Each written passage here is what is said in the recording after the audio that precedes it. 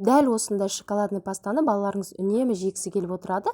Енді ол магазинде қымбат әрі химикаттары көп, ал үй жағдайында осындай етіп керемет шоколадный паста жасауға болады. Қараңыздар, өте қою, қолжетімді. Сіздермен дәл қазір рецебін бөліскім келіп отыр. Міндетті түрде дәл менің рецебім бойынша жасап көріңіздер.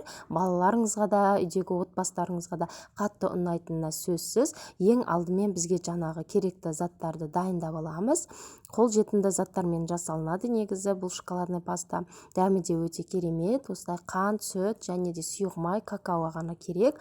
Осы заттар болса болды. Үйіңізде күнде үнемі балаларыңызға қолжетімді заттардан осындай шоколадный паста жасап берсеңіз болады. Кәдімгі осындай қант қоссаңыздар болады, немесе сахарный пудра қоссаңыздар болады. Қараңыздар, жақсылап қанты ерігенше араластыратын боласыздар. Менде енді сахарный пудра болмағандықтан үйдегі жай қантты салдым. Осылай какаоны да араластырамыз. Менде рахатский какао, жақсылап қоюланғанша араластырып отырасыздар. Қараңыздар, дәл осында көпірек пайда болатын болады. Одан кейін сұйық майды қоса отырамыз. Сұйық майды жай-жайдан қосыңыздар, себебі бір массаға келу үшін. Бірден қосып жібермеңіздер. Мен секілді осылай жай-жайдан қосып отырып, блендермен, міндетті түрде блендермен араластырыңыздар. Қараңыздар, қоюланып, керемет шоколадный пастамыз дайын болды.